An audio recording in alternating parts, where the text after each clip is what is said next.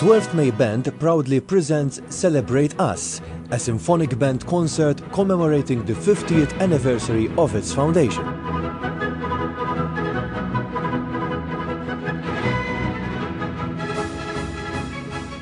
Under the direction of Hermann Farrugia Frantz, the band will be performing the Symphonic Poem Rebbieha of the renowned Maltese composer Joseph Vella, Dance of the Hours from the opera La Gioconda of Amilcare Ponchielli, the overture from the opera William Tell of Gioachino Rossini, Jubileo Overture composed for the occasion by Hermann Farrugia Frantz, and the Grandiose Final from the Fifth Symphony by Dimitri Shostakovich.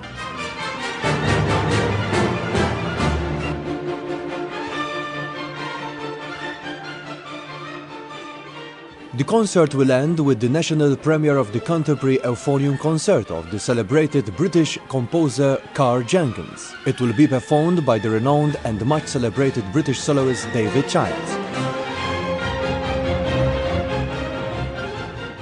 The concert Celebrate Us will be held at the Manoel Theatre in Valletta next Sunday, 2nd October at 8 in the evening.